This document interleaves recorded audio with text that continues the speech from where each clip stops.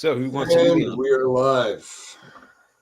Well, folks, welcome to a special edition of the American Praetorians live stream.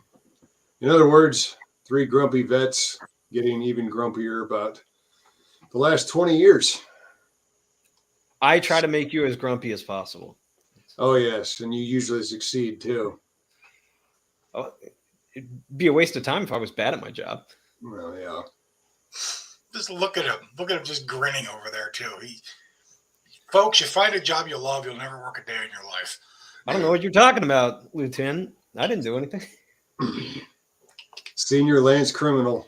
Yep. So, Pete, what brought this special session of the podcast to light? Well, as Mike said on Twitter, we hit the 20th anniversary of Operation Iraqi Freedom, or as most of us thought of it, OIF-1, because there were about 20 of them over the next 10 years. That happened this last month, and a lot of people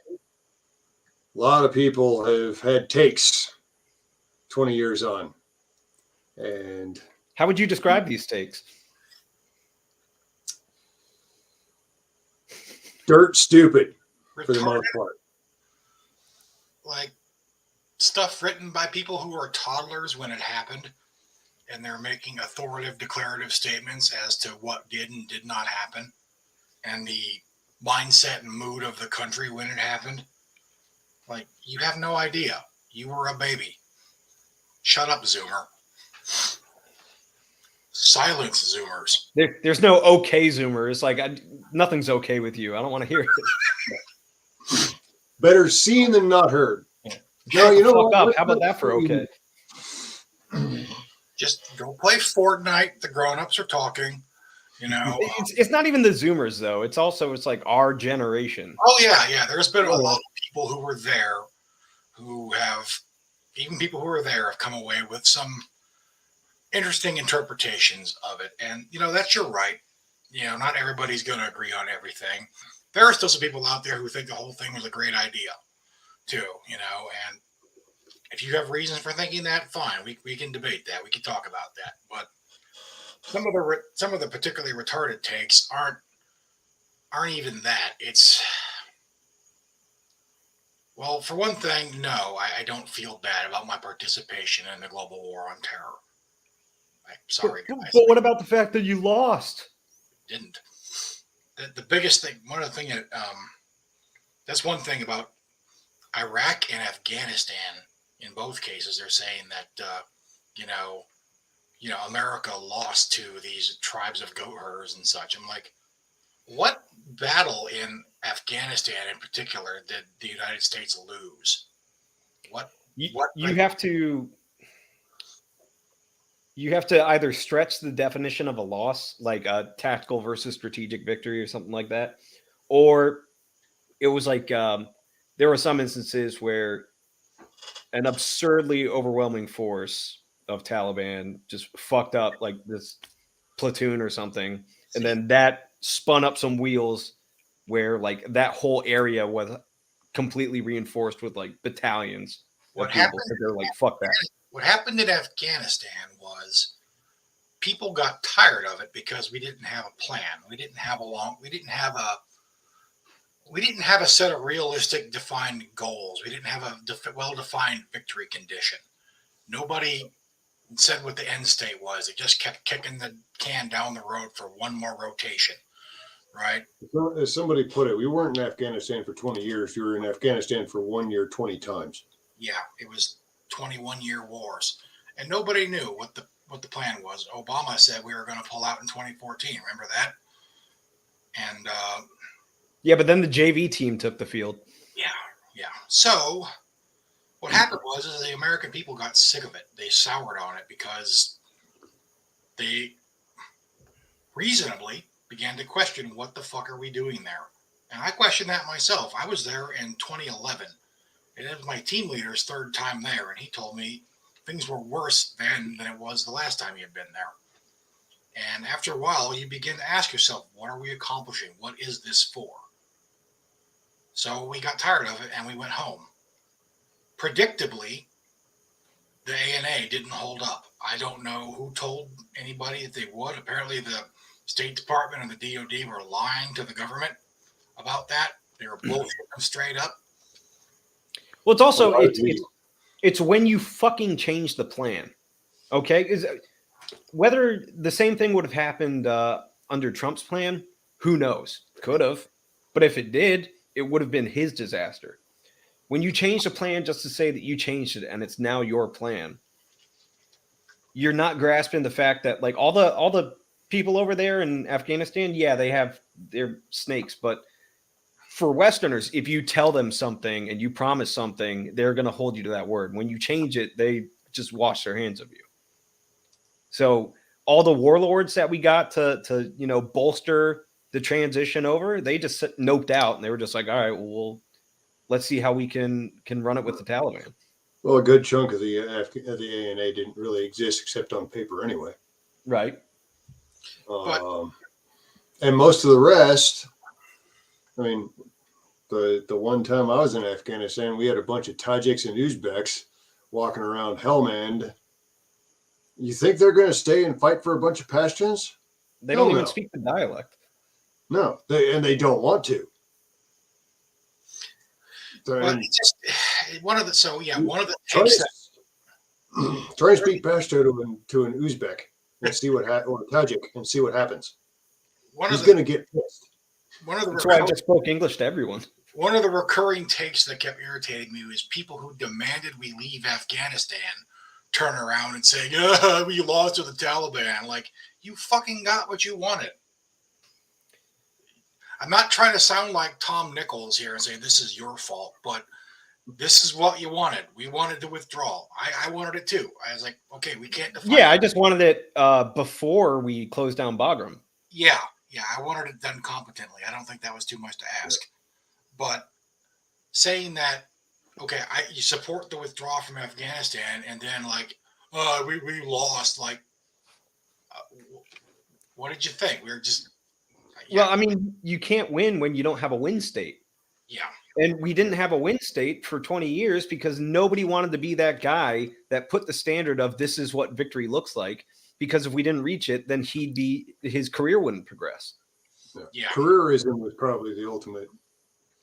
One of the biggest problems of the entire GWOT was nobody wanted, like Colonel Scheller said, nobody was willing to put their rank on the table and say, this is the bottom line. And we got to, this is what needs to happen. Well, because that's rocking the boat and you can't have that. You got to change the system from the inside, even though it never fucking changes when you do that. And everybody who tried ended up getting pushed out or overruled or whatever because or getting pulled into the system until their soul is crushed and they no longer even care. So, I mean, I was talking about this with friends of mine like more than a decade ago. After I got home from Afghanistan, I was thinking, man, this is going nowhere because we didn't have, in my opinion, a realistic set of goals.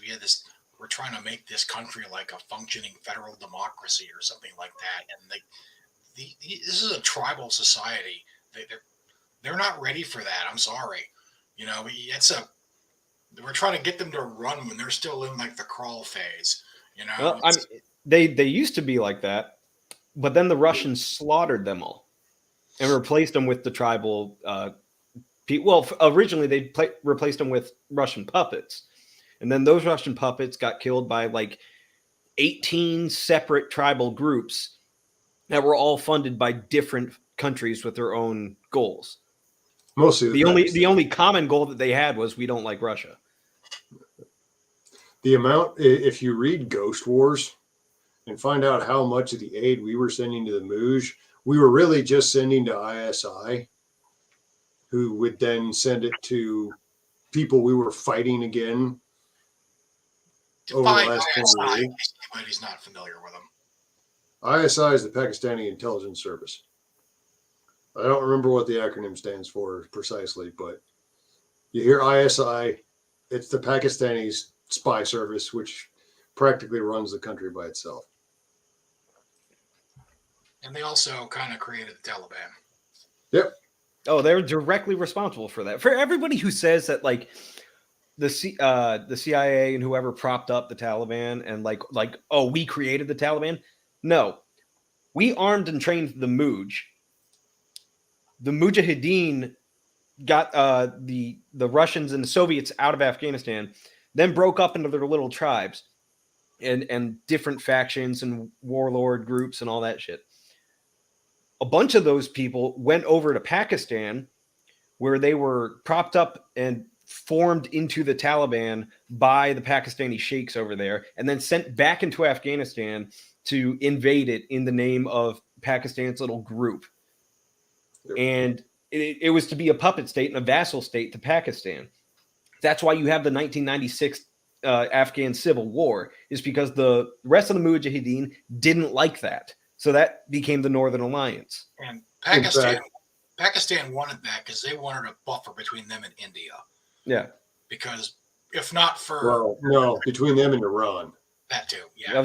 India's in the other direction. That's right. There were two of the biggest Muj commanders. From the bomb squad, not the geography squad, okay? Two of the biggest Muj commanders. Al-Haq went back in after 9/11 and was captured and hanged by the Taliban. Masood, well, we kind of know what happened to Masood because just before 9/11 happened, he was assassinated in his own headquarters at the behest of the Taliban. So this continual equation of the Muj with the Taliban, anybody paying any attention would have known that didn't work. No, there's so Most much. of the Taliban were too young. Most of the Taliban were too young to have fought with the Muj anyway. Right. So, which is why the ANA that we left in Afghanistan folded to the Taliban immediately. It's because none of the old Muj were still alive or there. They're either living in Arlington or they're already dead from old age or as casualties. Yeah. It's part of the frustration for me for this is the gross oversimplification of things you see, especially in internet discourse, because there's been kind of a sea change in domestic politics in the last few years, since about 2014, 2015, and 2016. You know, yeah, apparently, and I didn't know this, we invaded Afghanistan for the oil. Right.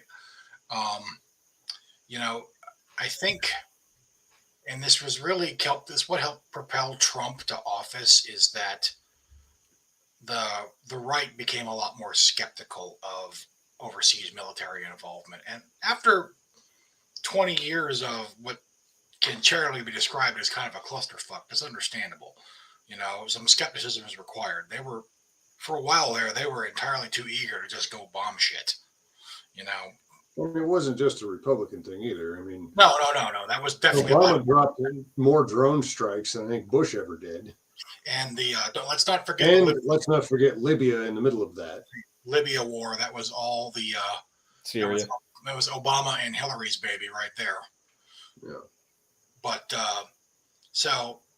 but it's gotten to the point now where that movement, and it's kind of more on like the internet new right than it is on like your traditional mainstream Republican Party so much. But they have metastasized into like the 2000s left-wing anti-war movement. These people talk like Noam Chomsky on foreign politics. You know what? Look, man, it's a fucking op. Now, I'm not saying all of them are feds or foreign agents or that shit, but a lot of their talking points got to them and trickled down to them by these foreign intelligence services that want the U.S. to be all over the place ideologically and politically, to where they can't stabilize into like an actual movement or functional society, which is why they did the complete 180. And now it's just, let's just be completely isolationist while China fucking takes over the Pacific. You know what I mean? It's to get you to be utterly skeptical of any military action whatsoever, so that you're either always starting from behind or like to the point where you want America to lose. And that's what a lot of like these new right online guys that are talking like Noam Chomsky, when you get down to it, like they really, really want America to lose, even if they don't say it out loud. Yeah, Because to them, America is the system. It's the WAEF, the deep state, the Illuminati, whatever the fuck you want to call it. Globalist American empire. But here's the thing. Here's the thing, man. Like, I don't like that system either. But I prefer what we have to what we'd have under China. Yeah. Okay. So it's like, as fucked up as we are, I don't want to lose. Yeah. And that's getting back to. I've seen the argument made that, it would be conveniently, I've seen some of these people make the argument that would you actually be better represented your values under a Chinese run system? Like, yeah, fuck that. Huh, Darren, who told you to say that? No, I trust that shit about as much as I trust a Ted Kaczynski Loot Crate subscription. What's in the box? Fuck that. Oh, yeah. They're going to represent my values. What if my values are remembering the fucking Tiananmen Square massacre? Okay. Are they going to fucking represent that? What if you want to own private property? What if I want to be a Uyghur? What if you want to pray to God instead of Xi Jinping? There's a difference. Yeah, that's what they're doing to Christians in China right now. Yeah, there's this number of people. It isn't like a large number, but there are some ostensibly very religious, talking heads on the Twitters that are also simping for China, and that's kind of like a red flag. This is a communist regime that denies the existence of God, persecutes Christians, and state mandated abortions for decades. And now these people are like, oh, we could learn a lot from them, especially if they return to their Confucian roots. Like, really?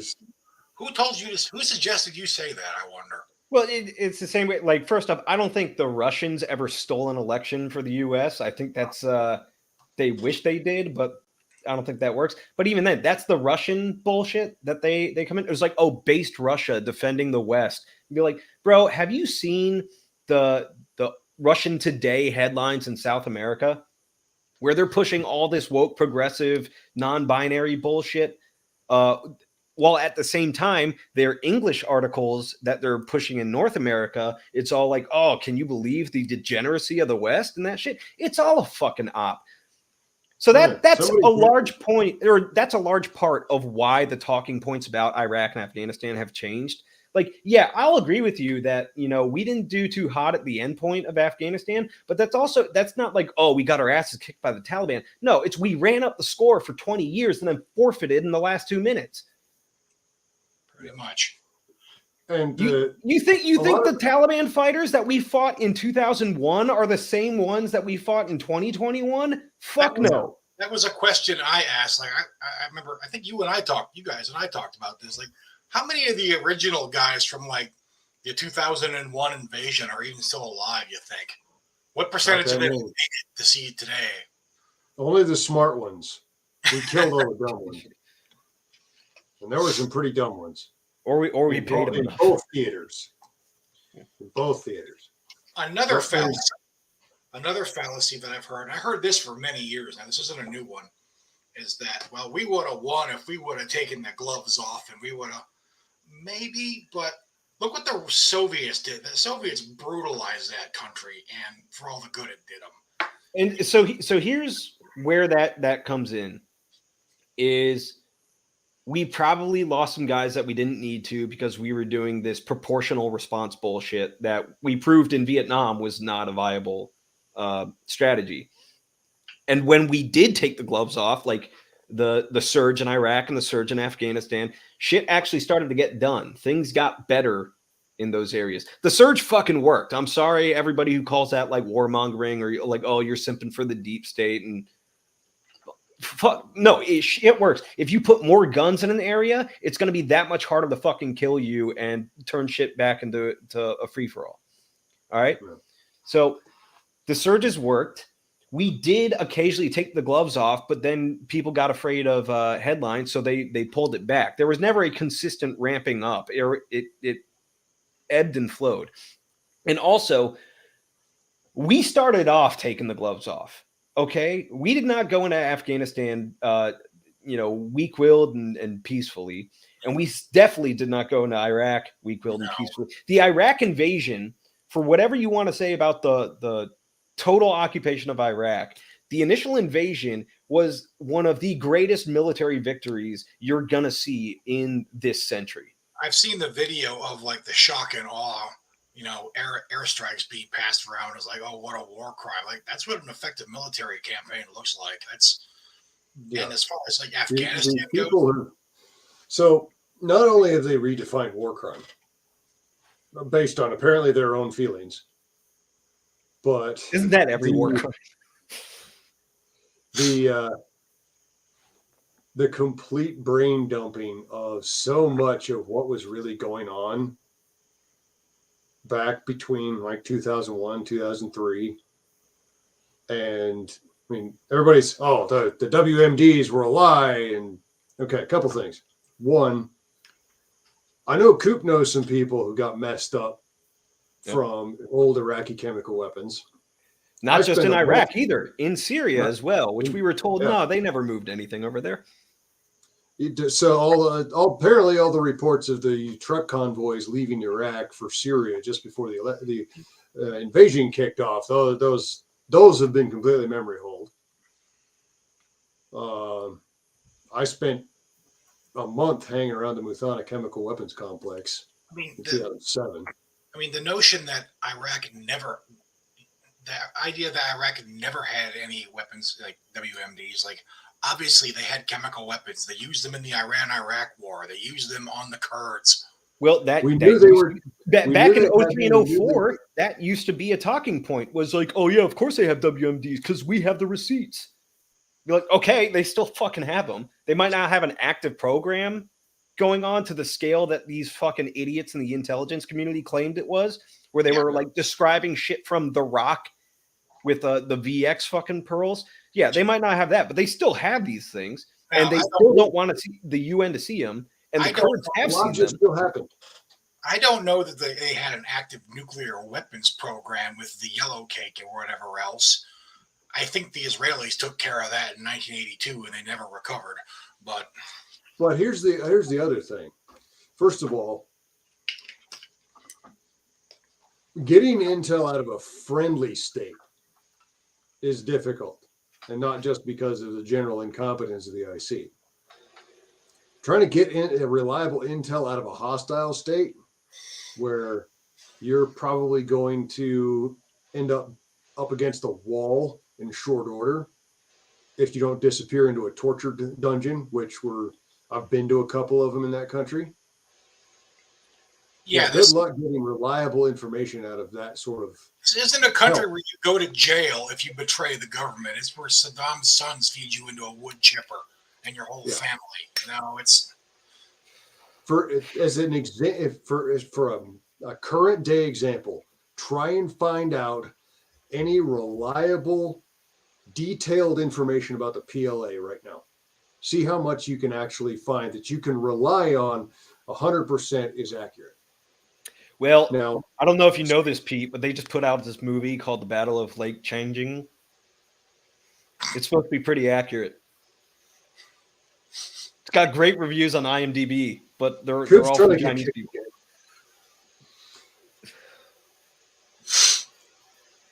Back to what I was saying. So you have potentially reliable intel that you know for a fact that there have been weapons of mass destruction because Halabja happened. As Robert said, Saddam likely gassed more people around in Iraq than Falkenhayn did at Verdun. Yeah, and you never fucking heard of it either, because the U.S. military, for whatever reason, kept any shit that they found secret. to the point where the vets who found him and were actually exposed to this shit could not get actual treatment from the VA because they were not allowed to say that they can found get him. into overclassifying shit to the detriment of national security too. That goes deeper than just Iraq and Afghanistan. But the Green Zone said that they never found any. Yeah, I wonder who paid for that movie. And also, there was this idea too that they knew the whole thing was a lie and they just lied to get us into a war, right? Like, look, after 9/11, you really didn't have to lie to get us into a war with a Middle Eastern country, right? Like, unless it was Pakistan. America was kind of in a mood, it didn't. And the thing is, especially one like that, where it was so easily kind of setting themselves up for failure, they could have just not said all that stuff about the nuclear weapons program and just talked about the chemical weapons that it was obvious that Iraqis had. And I don't think the whole Bush lied, people died thing is necessarily. I think they believed the intel they had. And there are a few other factors involved as well. Not just the WMDs. That was only one of like 13 points that were the casus belli. This is the cause to go after Saddam. I can't list all 13 off the top of my head right at the moment, but he was in material breach of the 91 ceasefire and had been repeatedly over the previous 12 years. How many aircraft did he shoot at? How many? I mean, everybody. Oh no, there was absolutely no connection between Saddam and Al Qaeda. You sure about that? Because let's go back 10 years before to the 1993 World Trade Center bombing. That I believe that was the blind sheikh was behind that. Well, it wasn't just the blind sheikh, because several of the bombers who got out of the country went to Iraq. Yeah, people don't realize that how widespread Al Qaeda was. Like, they were operating in North Africa. They were the ones who trained the Somalis that fired on us in Black Hawk Down, Battle of Mogadishu, all that stuff. They couldn't be in Iran because the Shiites don't like them. So they were up in Iraq. Saudis. There is some evidence that they were in Iran after the war kicked off, though, because the enemy of my enemy is my friend. Yeah. Well, we like to talk about the Iranian nuclear program. That was really mothballed for about 40 years, and then they saw the U.S. kick the ass in about 3 weeks. This power that they fought to a standstill for 8 years. And they were like, oh, fuck, if they try shit with us, we have nothing. So we need to kickstart this thing back up. So. Yeah. And the other thing, even if there had been a falling out, yes, Abu Nidal was in Iraq as well, though he was apparently assassinated at Saddam's orders just before Baghdad fell. But yeah, Abu Nidal was hiding out in Iraq for years with Saddam's knowledge. And for those who don't know, Abu Nidal was Osama bin Laden before Osama bin Laden was. He was the Islamic terrorist up until about 2001. So even if there had been some kind of a break, and everybody points to bin Laden offering his services to the Saudis in 91 as, oh, well, they wouldn't have had anything to do with, well, 93 happened after that. Yeah. And given everything else that was going on, with bin Laden apparently under the radar, does anyone actually think that the man who was building the largest mosque in the world at the time, which is still unfinished in the middle of Baghdad. I've been past it many times. Who was trying to set himself up as the defender of the faithful. Does anybody really think he wouldn't have gotten involved in some way, shape, or form? You know, if they want to finish that, they should just get the Kurds. Those guys build like a new building every hour. I don't know. Depends on what the tax incentives are. Yeah, And it's also the fact that they're Kurdish. They're not. They're not going to be allowed. People like dismiss this all as just propaganda. You're just a normie idiot if you believe it, but it's true. Saddam Hussein was every bit the bloodthirsty tyrant that Adolf Hitler and Joseph Stalin were. It was just by a fluke of luck for the world that he ended up being born and coming to power in Iraq, which is a backward enough country where it limited the amount of misery he could inflict upon the world. That's all. Yeah. If I remember right from a documentary I saw about him, he actually kind of idolized Hitler. He was that's the interesting thing about the Middle East, though, is like in Europe you had Hitler, right? In the Middle East you have like 5 of them, and they all hate each other, and they're all neighbors, so they're always like fighting each other before they can actually like spread and conquest and Anschluss and everything. So yeah. I don't remember who it was. Somebody commented on Facebook the other day that it was his unit that found Uday and Kusei's torture library. Yeah, that was on my Twitter, and yeah, he said he hasn't forgotten it 20 years later. And this shit was all documented. And it wasn't documented but necessarily by Americans. It was documented by the Arabs who did it. Yeah. So if anybody is sitting there thinking, oh, it's all propaganda, who's never been there, never met any of these people. But, you can't find it on a quick search of Twitter, so it never happened, right? Yeah. I was going to say, hey, Pete, we didn't only meet Iraqis that were like on base and working for the U.S. Did you ever meet an Iraqi who was like, man, I wish Saddam was back? Fuck no. Yeah. And I spent all told between the Marine Corps and contracting, I probably spent 4.5 to 5 years on the ground in that country. I've been all over that country, just about. Yeah. A story. I think I have about 4 solid years in that country, and I never even deployed through the military to that country. A story came up about the recently. I saw it mentioned on Twitter about the guy who threw his shoes at W. Right? People think. Oh, that was me, because he was bitching about the USS Fallujah name. Yeah, there was. Yeah.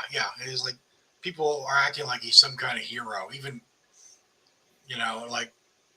So I did a little bit of research on him. He ended up running for parliament, getting elected to like the new Iraqi parliament, right? Which you're fucking welcome. And turns out, I couldn't find anything about him before about 2005. Makes you wonder like what he did before. Because he wasn't like a young guy who was born in the 70s. So like, what was your life like before that you're mad that Saddam is gone? Beating his Lebanese wife. Oh yeah, well, he also there was a little bit of row because his wife put up a thing on Facebook where he was beating her. Now look, the Middle East is not the bastion of women respecting exactly, but it's just kind of darkly funny in the context of all the American leftists that were fawning over him. Like, oh, yeah. Well, it's the same. It's the same thing as what Coop was talking about earlier. That the wanting America to lose, which means anybody who's on the other side is necessarily a saint.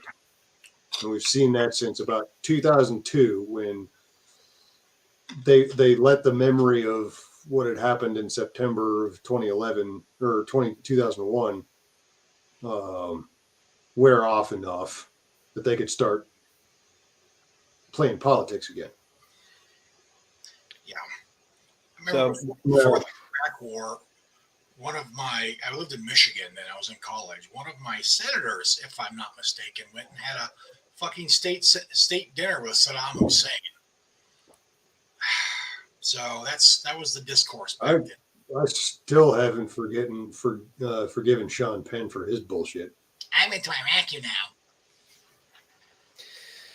Did you You're see how going to- mad he You're going to got? Gladwin with a butcher of butchers.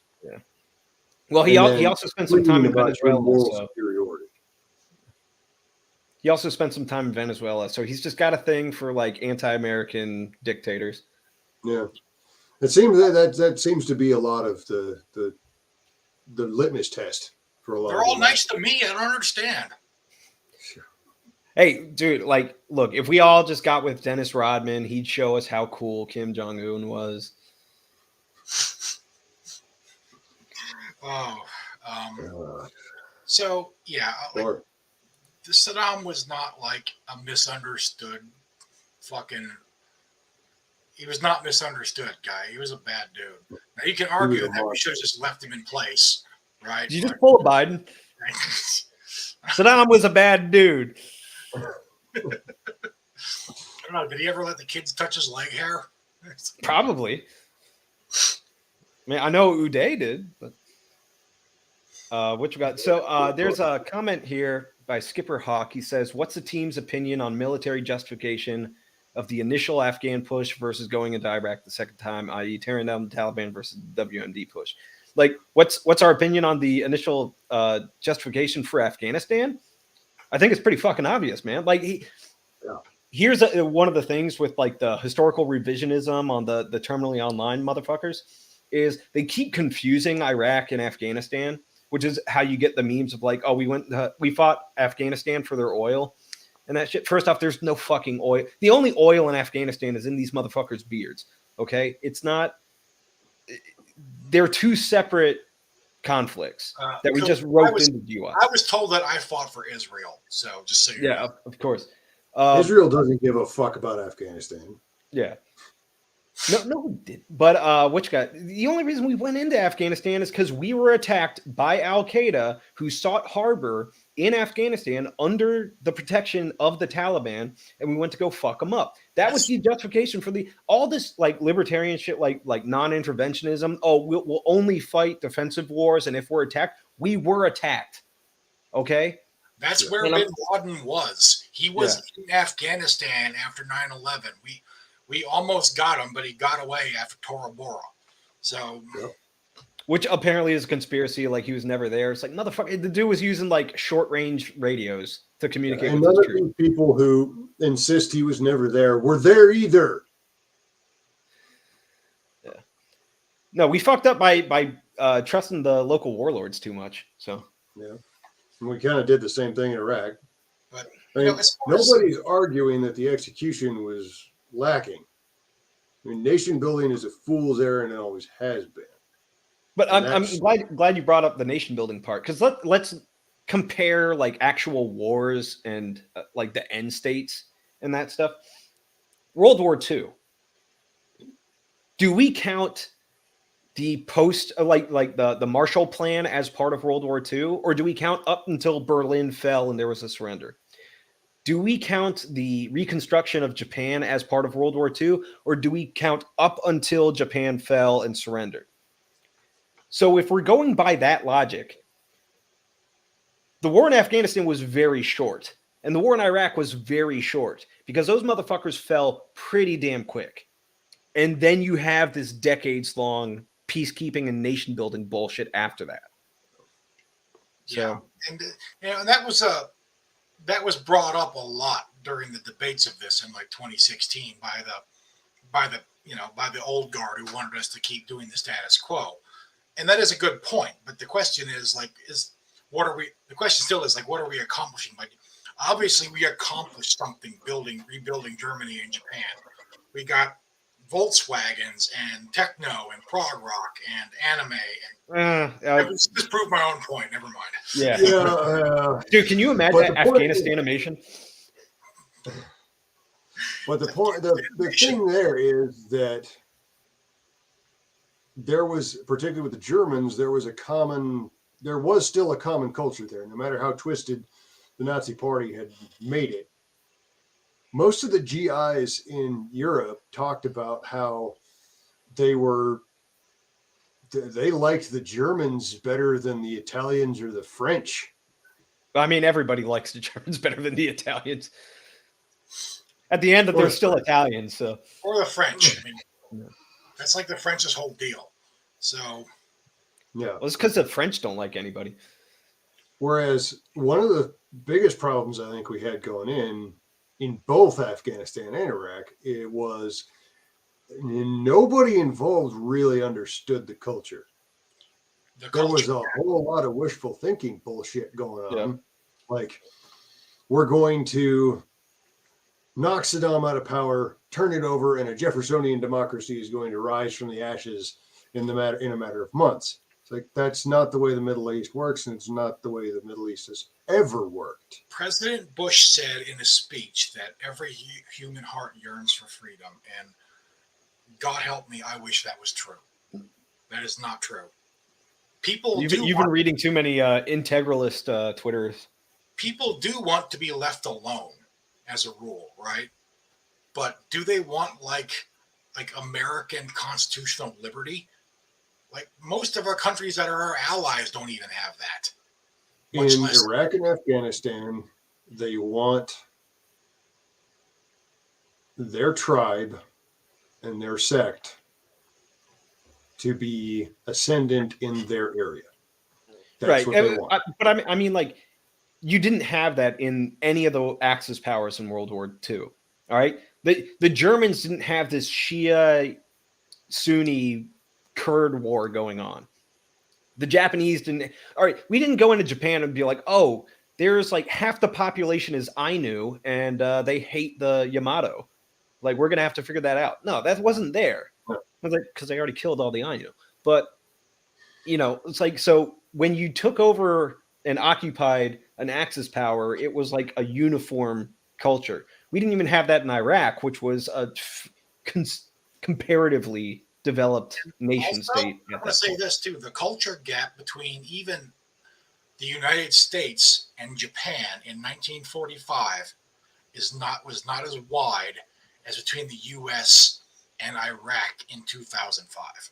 Right. Yeah. This is after we had just fought one of the bloodiest war in human history with the Japanese. American GI started bringing home Japanese brides that year. Right. That didn't happen in Iraq. Well, they wouldn't let us. Well, even if they would have, though, it just wasn't a thing. They didn't intermingle, right? And some of that was cultural, some of it was religious, and some of it was tribal. And part of it too is a lot of it was UCMJ. A lot of it, and it's also, you know, during World War II, like Japan and Germany were modern countries. Iraq was not. Afghanistan isn't really even a country. So we did have unrealistic hopes for what these countries would become. But we would find different attitudes, even just over the road or just across the river. There was a village that we visited a couple of times in 2005, 2006. Cannot remember the name of it now, but it was on the south bank of the Euphrates, south of Fallujah. And they were pretty welcoming people. They were glad to see us. They were cheering on Bush. Now you could argue that this was partially, the guys with guns are here, act like you like them, because that's another thing that a lot of people don't understand, particularly when it comes to, say, intelligence collection, is that culturally, the Iraqis will tell you what they think you want to hear. However, these people, we asked, came in, did the gland handing, Salam alaikum, Haji. And Haji in this case was an actual term of respect, usually just to somebody with the white shamag, because it means he'd done the Hajj, he'd gone to Mecca. Yeah, people don't get, like, they used to lie to us about being Hajis. They'd be like, oh, hey, yes, I'm a Haji. It was like, motherfucker, you've never been to Mecca. You've never been like 30 miles outside of your town. But we we asked them if there was anything that we could do to improve their situation. Not that we were going to do it, but we were going to pass it on to hire. That was hopefully, eventually, maybe, possibly going to get somebody down there. We were the first Americans down there in like a year, if ever. Yeah. Nobody wants to recon guys doing like well engineering programs and shit like that. Yeah. But there was the bridge across the river, just downriver, not even a click, had been bombed out during the war, and we asked the village elder if do you want us to get that rebuilt for you? He said no, because while that was still intact, the tribe across the river kept coming over and fucking with us. Now that it's bombed out, they leave us alone. That was the degree of most of Iraq. Was this is my village, this is my tribe. Fuck that tribe on the other side of the river. Yo, they east side us. We don't like them. Yeah, that's the whole country. Yeah. You even in the big cities, there are different tribes in different neighborhoods. And there are some places you just don't go. Well, it's like both of you guys brought this up, but do you remember the anti-war talking point back in the day was that like these people don't want democracy, like they can't even fathom American-style democracy, so don't try and foist it on them. Yet at the same time, we were being told that we need to open our borders to anybody who stepped across it because they would just magically accept American democracy as soon as they showed up. Yeah, it was weird Pick how one. it worked out, right? Yeah. So it really was. It wasn't wrong, but I mean, it was an anti-war talking point. It wasn't like an actual philosophy or a principle. The anti-war movement of the 2000s was only ever a political means to an end. It evaporated the moment Obama took office. That's all. That's telling right there. The wars didn't end. Yeah. The wars didn't end, right? And also, they tried to paint this as like the Iraq War, especially, was something that President Bush foisted on the American people. Congress voted on it overwhelmingly. A lot of Democrats voted for it before it got unpopular, and then they said they were against it. They got the United Nations Security Council to approve Resolution 1441, supporting it. That was as much. They went through this system as much as possible, short of formally declaring war, but they still got a congressional authorization of military force. It was legal. It didn't go well, so it got unpopular. Yeah.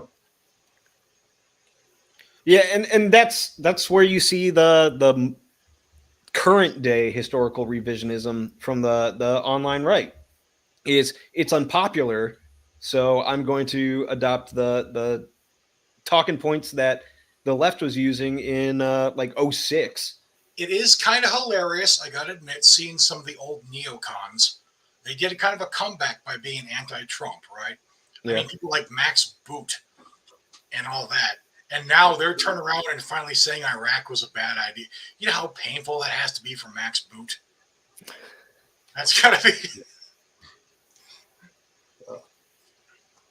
John, I was first recon, so I was West Coast. West Side. Yeah, Lejeune was an interesting duty station. So, I was there for a couple of days, and that was long enough. Shit, Not man, saying I spent I love fucking 5 years there. Dude, Afghanistan was a break from Lejeune, okay? Before we mentioned, like, when we were in 29 Palms in the winter of 2006, after my first deployment to Iraq, universally those of us who had already deployed were like, I'd rather be in Iraq than in this shithole. Yep. just so you know, like, other military bases aren't like that. The Marines choose to be that way. Well, we can't afford any of the good ones. We spend all our money on San Diego. Every other Marine base is like, oh, well, we conquered this land either from the Native Americans or the Japanese. Like, it's not. or the Cubans. Technically the Spanish, but what you got? Yeah, when you get to 29 Palms, first off, 29 Palms was declared uninhabitable by the army, and they were trying to get rid of it. So the Marines were like, uninhabitable, you say? We'll take it. We'll take it. Challenge accepted. Yeah, they did the same thing with Camp Lejeune down in Jacksonville, North Carolina. They were just like, oh, literally nobody wants this. It's got to be cheap then. So then they bought that, and it was like, how do we put people in a swamp? Oh, we just order them to be there. Yeah. Enjoy the water. Not that Pendleton is all that fun either. You know, I've been over just about every acre of it. Before we were talking about how like the initial invasions went of both these countries, the original, what did they call the original operation in Afghanistan? Was it Operation Enduring Freedom? Yeah. We didn't That come up actually with was that not name the until, like, original. No, the original was Operation Infinite Justice. And they Yep, changed that's right. that because they were afraid it was going to offend somebody. Yeah. Right. But Well, folks, we were still worrying about offending people 22 years ago, unfortunately. but Even with 3,000 dead people in the rubble still. we accomplished more in those initial first weeks. We accomplished more with, special forces operations and air power than the Russians did in a decade with 900,000 guys. Yep. But the problem was after that, we weren't sure what to do. And well, Afghanistan, it was our whole job was to find bin Laden and destroy Al Qaeda and all that shit. The problem is he was in Pakistan, and Pakistan has nukes, and they're nominally our friends. So we can't just start invading or doing military operations in Pakistan. So you have to wait around in Afghanistan until you can pinpoint him and fucking send in the Navy SEALs and all that shit, all these tier 1 motherfuckers to go in and get him. But in the meantime, you just have to sort of like figure out something to do in Afghanistan. And some of that was the Colin Powell doctrine. You break it, you own it. Some of that was they just did not want to be seen as going in and wrecking a country and leaving it this. Afghanistan was wrecked when we got there. Yeah. Right. Well, that's what I fucking hate is when they blame the U.S. for fucking up Afghanistan. It's like, bro, we were propping up Afghanistan for 20 years, like between the 50s and the 70s. Helmand was called Little America. All right. We sent our Army Corps of Engineers in there, built the Helmand Dam. Chicks were walking around in like short skirts, going to discotheques and that shit. They were all like pretty fucking westernized compared to the rest of that area of the world. And then the Soviets were like, we don't like an America-friendly country on our border. We're going to go in and fuck it up. And they went in there and they killed 1/4 of the Afghan population. They annihilated the upper class and the educated class and the government and installed their own fucking puppets. And then that got replaced by these disparate Islamic tribes that were being funded, not just by the U.S., but Saudi Arabia, Iran, Pakistan, Northern Africa, like all these separate fucking countries were funding their own little mujahideen cells to go in and kick out the Soviets. And a lot of the recruiting aspects was like, oh, this is your jihad, this is your Islamic duty and your struggle and all that shit. So that's how it ended up the way it is now. The Soviets destroyed any semblance of a nation state and a common culture in that region. And then they packed up and left, and it was fucked after that. And then any chance of recovering was fucked up by Pakistan sending in the Taliban to try and take over and create a vassal state. So America didn't fuck up Afghanistan, okay? Like, Afghanistan was already fucked. Yeah. And the Taliban was responsible for a lot of it. Yeah. I think because after the Soviets finally pulled out, then things just kind of went to chaos for a while. And then the Taliban came in and started murdering everybody who didn't follow their Wahhabi interpretation of Sharia law. And blowing up anything that smacked of not being Islamic enough, like the Bamiyan Buddhas. Or Yeah, radio. remember when they had those I really remember cool college professors being all kinds of butthurt about the Bamiyan Buddhas, who probably then turned around and got butthurt about us stomping mud holes in Taliban asses. Yep. Go ahead, Mike. Or they smashed like televisions and radios because listening to music was not approved in their particular weird sect of Islam, I guess, other than Islamic music, what was played If over you the weren't, Or Avril Lavigne. Don't forget, Bin Laden's stash of hard drives and that shit had a shitload of Avril Lavigne pictures and music on it.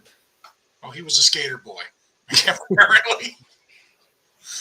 No, I'm realistically, I'm figuring like he would show that and be like, "Look at this decadent West and all that shit." It's like, first off, that's she's Canadian, okay? Don't blame us for that. But I do like the idea of Bin Laden stuck in a cave, fucking in his shitty little fucking BDU jacket, just rocking out to some "It's Complicated" or whatever. And all of his like Al Qaeda fighters are just kind of like rolling their eyes. Nobody can say anything because he's the boss, but it's really awkward for everybody.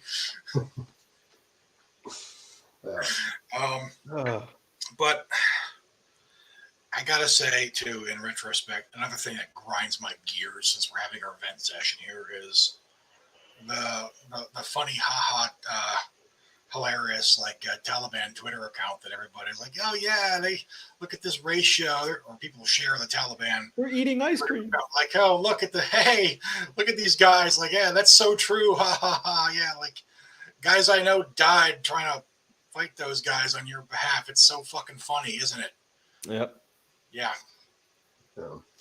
They're a terrorist. I'm pretty sure the Taliban public relations account is actually a parody account. I'm pretty sure, but it's like even so, they're a terrorist group that, like, you know, they would kill you, and you think they wouldn't because, well, I didn't do anything to them. Well, neither did half the people in their own country, but they did it anyway. You think those Coptic Christians who were lined up on the beach and had their heads sawed off had done anything to the people who did it? Like half the IEDs we disarmed and everything, Afghans got blown up on those as much as Americans did. Kids did. They didn't give a shit. I think it was 2005. Charlie Company found an IED buried under the road in Asadon Market. It was 3 500-pound bombs daisy chained together in the middle of the market. Or how about the fact that they not only were they like killing civilians and kids, but they were using kids to fucking suicide bomb us. They were using disabled. They'd take a disabled kid, like severely disabled, in a wheelchair, strap a bomb to him, and send him towards the Americans because they know the Americans aren't going to shoot the kid in the wheelchair, but they've got no qualms about it. I saw another comment too where it says something was like to the effect of, you know, Americans don't understand like the resentment Iraqis feel for their kids having to, you know, dodge suicide bombers going to school. And like, and this is somebody I think may have been from the Middle East. It was like, but like, my question is, who were the suicide bombers exactly? We weren't doing that. Because here's the part that kind of gets overlooked in Iraq, right? There was a sectarian civil war that went on for just over 2 years between the Shiites and the Sunnis. But when Saddam's boot got lifted off their necks, they used their newfound freedom to start trying to genocide each other. And we got caught in the middle of that, trying to quash it. And conveniently, the Iraqis and others like to blame us for that. Well, we didn't bomb that mosque. We didn't kill those people. They did. They brought that suffering on each other for their own petty tribal and sectarian bullshit. Now you can say, well, if you had never been there, that wouldn't have happened. Yeah, maybe not. But sooner or later, Saddam was going to croak, and then that country was going to collapse like Yugoslavia. So, yeah. Hell, what are the odds that Uday and Qusay would have shared power amicably together? Can you imagine what that clusterfuck would have looked like? I'd like to imagine that just one of his body doubles took over, and like the idea is that Saddam never died. He's just eternally 40 years old. Like, it's been 150 years. How is this son of a bitch still in power? Yeah. You know, it's like, They start coming up with like North Korean mysticism bullshit where it's like, oh no, he was born on this magic lake. there are mistakes America made, and there are things America did that we are responsible for. But I refuse to take responsibility for what the Iraqis did to each other. That's on them. There were a lot of people who got killed. Didn't need to get killed. But unfortunately, the man who said this has long since gone off the deep end, but he was damn right about it in 2006 when I first heard him say it. We had operational ADD. We'd go somewhere, we'd be there for 2 weeks, we'd look around. If we didn't find anything, we'd leave. If we did find anything, we'd snatch it and leave. And then that whole, the Americans have the watches, but we have the time bit. Yeah, the number of times that we went back to a village that we'd visited a month, 2 months beforehand to find that the people who had sheltered us, who shared their food with us, yeah, they'd been murdered a week or so after we left.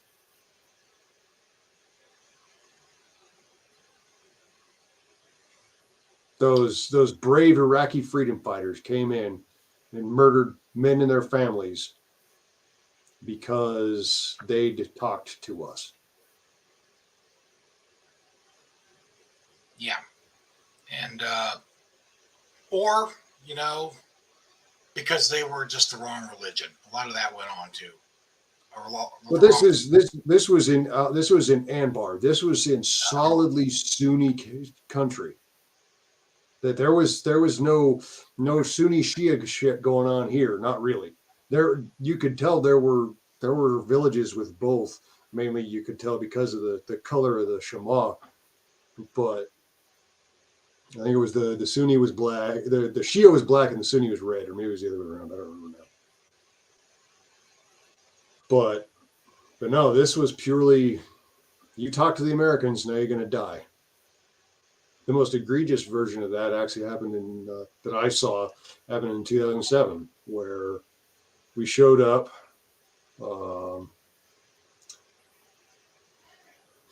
Basically took a house as a patrol base that we were supposed to be overwatching Route Golden, which was a more of a north-south route, but the main MSR had been hit with a big-time IED attack not too long before, and there was a possibility they were going to have to reroute all the logistics convoys.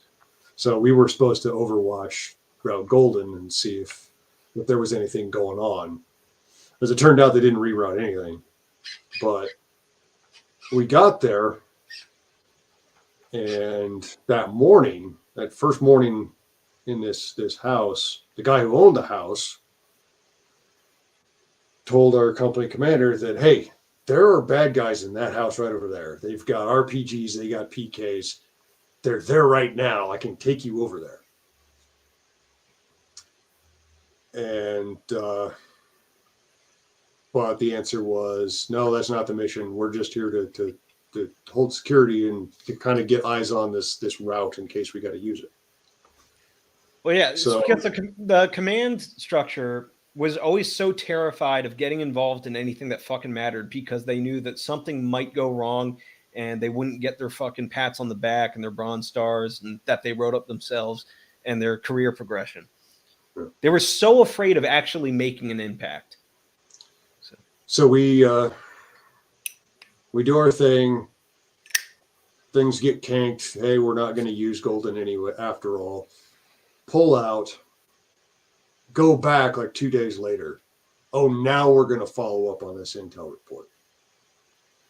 Roll up at about 2:30 in the morning. Old boy's house where we'd been staying is on fire. Yep. We set a cordon. My platoon was actually out on the cordon, on the outer cordon, second platoon actually went into the house. They found old boy's 75-year-old mother inside, shot through the lung, in a burning house. Bullet holes and bloodstains everywhere else. Still don't know what happened to the rest of the family, but I can guess. And my upgunner sees a vehicle go running off into the dark. Now, there's no moon. There's really not much of any stars. NVGs can only see so far. We ended up losing we pursued, but ended up losing him in the dark because he was blacked out. That's not suspicious at all.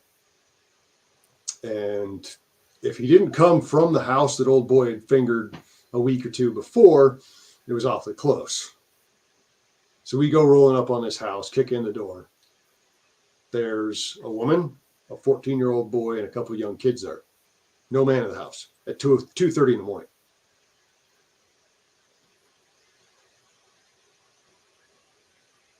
The kid, the 14-year-old, oh, no, my father's not here. He was never here. Nobody left here. He's at his brother's house right next door. Like, no, we saw him leave, and we saw him leave blacked out. We're about to go over to his brother's house with our intel guy basically telling the kid, we're going to go over there, and if he's not there, you're going out with G. But before we can get anywhere, here comes the command. No, it's not enough to go on. Come on, we're leaving. And that was that. Like I said, man, they're afraid to make an impact because something might go wrong, and then it's their career. Yep. Which is what fucking Afghanistan turned into. Like, for at least the last 10 years or so, it became like this company and above live fire sort of training evolution. It's where you could get your unit combat experience, and the commanders could get the medals and the op record so that they could progress. And if like one or two guys per unit died, that was acceptable. Oh, well, you see the talking point a lot. Well, fewer people died there than died in training back in the U.S. Like, yeah, that makes it okay, right? And it's like, statistics don't bother people, right? Yeah. So, yeah, and this is why, like, a counterinsurgency war is kind of the hardest kind of war to fight, right? But for all the people out there who see that and get really gung-ho about trying to fight like a civil war, or think they're anxious to get into a shooting war with the government for some reason, I want you also to think about how many Iraqi insurgents and the Afghan insurgents got killed in these 20 years, because we slaughtered them by the truckload. Like, Iraq became a killing ground for terrorists. They flocked there and they died there in large numbers, like unbelievable numbers. I don't think that was the plan originally, but it's what it turned into in the bad days in 06 and 07. And I think that's part of the reason things might have calmed down a little bit afterwards, is because all the would-be jihadis were dead. All right. Pavlo, that's when we lost Iraq. Yep. The second you fire any sort of local or native peacekeeping force, you're done. Because that's not a war anymore. That's a counterinsurgency, and that's a police action that you have to constantly rotate new people into that don't know the area, can't operate, like ad hoc, like what Pete was saying, where command comes in. It's like, no, we're not going to deal with that bullshit. Especially when all their troops took their weapons and went home. Yeah. And they emptied their armories. A lot of the dudes we were chasing, particularly in 05 and 06, were Republican Guard dudes. There was one in particular, rolled up on his house. I don't remember exactly. We saw so many tiny little villages that I could never remember the damn names of that deployment. This one was like a dozen houses at most. But we roll up. Somebody's booking it out of there as we get close, but it's just my team on foot. And First thing that we noticed, aside from that, somebody just left in a hurry, was that the palm grove outside of this house only had palm trees on the outside. It's just bare dirt on the inside. So we start poking around with the metal detector, and I don't remember how much all we pulled out of there. This was before we had standing orders to just stop and call EOD. So we were digging everything up as we found it. And Bold move, Cod. I was playing pickup sticks with rusty mortar rounds, some of them with the fuses still in. That was fun. But I'm getting the look from Mike. Hey, we were Marines in Anbar in 2005, 2006, and we were going to have to wait on EOD for 11, 12 hours anyway. It's We cool. may as well do something. You guys were explosion proof. It worked out, right? Yeah. We fought just 155s, 120s, mortar rounds, rocket to propellant, two big, like 6-foot tubes of rocket propellant. Found more stuff inside the house, including old boy's Republican Guard medals and his Republican Guard photo album. Yeah, notice they weren't too fond of fighting us when we were invading, but after we were just walking around doing police action shit, then they got a pair of balls. So. And the other thing with, yes, the march up was one of the most stunning military victories in history. However, it had a drawback. And I heard this from my first team leader. The number of times they'd come across a house stacked to the ceiling with artillery shells and explosives and munitions. Nope, we got to keep pushing. We can't bother to stop and secure it. We got to go. By the time anybody came back, all that was gone, and we were still digging it up 2 years later. Yep. When it wasn't blowing Humvees up and killing our brothers. Well, you also have the EFPs that the Iranians fucking helped with. Oh, yeah. And, oh, hey, the Qasem Soleimani that so many of these new right fuckwads have referred to a war crime of wiping him off the map. Yeah, he was behind that program. Yeah. Killing that guy was doing the world a favor. So, fuck him. And guess what? On Tahrir Square, where the Shia demonstrations had been going on for months by that time in Baghdad, they threw a party that night because Soleimani was gone. And that's the Shia. Iran is Shia. So that got even more complicated because the Shia Iraqis by 2019 were really sick of the Iranians pushing their country around. Yeah, I was going to say it was this weird thing where it's like you couldn't even just divide it along the sectarian lines because you had the Shia that wanted Iranian support and then the Shia that were just so sick of the fucking Iranians who were their enemies for years, like muscling in and basically like controlling the Iraqi government to an extent. So you couldn't even divide it along sectarian lines. Al-Sadr worked hand in glove with the Iranians for years. Yeah. But he became front and center of this anti-Iranian Shia uprising while you had Quds Force-sponsored Shia militia groups shooting into crowds in Baghdad. So yeah, it's the whole Middle East is a snake pit. Yeah. And the fact that we didn't necessarily understand how much of a snake pit going in was part of what led to what came after. Yeah. Holly Peterson, no, I don't regret my joining the military. I regret how things turned out, and I regret a lot of the things that happened while I was in. But no, I don't regret joining, and I don't regret making that decision or doing what I did. So. I don't regret it either. I volunteered to go to. I was a reservist. I volunteered to go to Afghanistan. I had to work hard to get where I was. When I picked EOD, that was basically the most difficult thing that I could do in the Air Force Reserve. And I got through the school.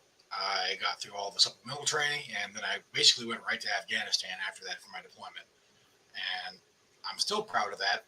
I don't regret it, and I don't suffer from any of this hand-wringing about how it was all bad or a war criminal or that I fought for Israel or any of this other horse shit that you see nowadays because it's in vogue.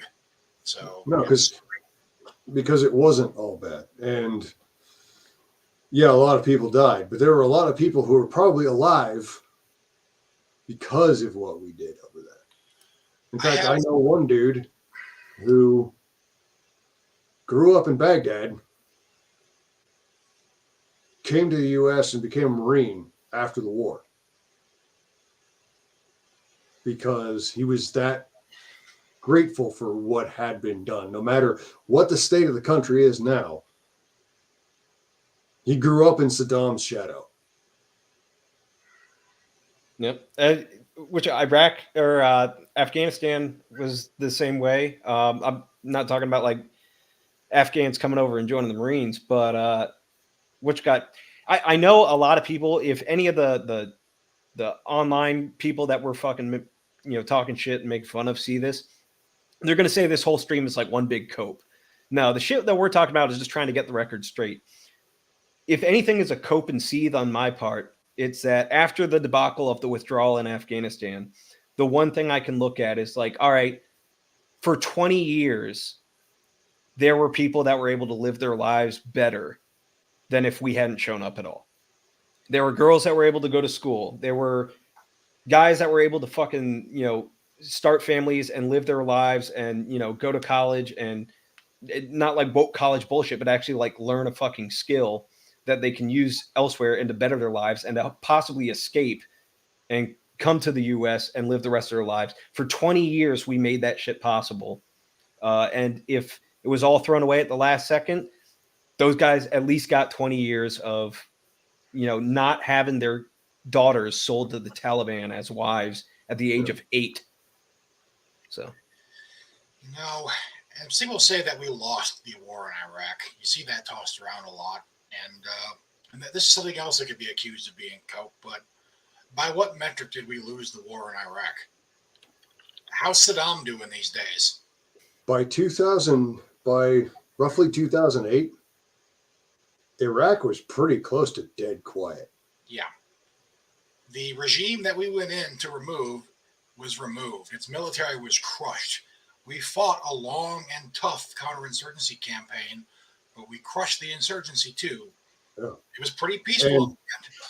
And the people who want to talk about losing seem to have forgotten about the awakening movement. Those were Iraqis who stepped up and fought alongside us to put the insurgency in the ground. And let's not forget, the reason we didn't leave Iraq because we were driven out by the insurgents. We left because the elected government that we helped install wanted us to leave. And because we went there, we didn't go there to conquer Iraq and steal their oil like they all said. So when they asked us to leave, we left.